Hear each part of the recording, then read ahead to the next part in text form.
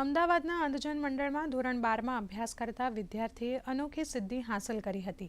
અતુલ મકવાણાએ ગોવામાં યોજાયેલ all India para national swimming કોમ્પિટિશનમાં બ્રોન્ઝ મેડલ મેળવ્યો હતો.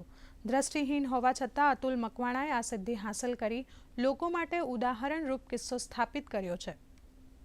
ધોરણ 12ના વિદ્યાર્થી અતુલ મકવાણા હમણાં રિસેન્ટલી ગોવા ખાતે પેરા સ્વિમિંગ નેશનલ ચેમ્પિયનશિપમાં બ્રોન્ઝ મેડલ મેળવી શાળાનું અને સંસ્થાનું ગૌરવ વધારેલ છે અને સમગ્ર રાજ્ય અને સમગ્ર રાષ્ટ્ર માટે આ એક રોલ મોડેલ કહી શકાય એવા બાળક છે.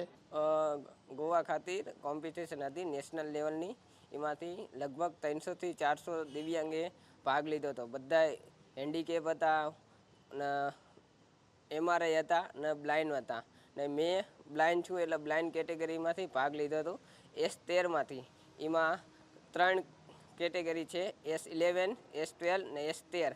એવી રીતના મારી 13 કેટેગરી હતી.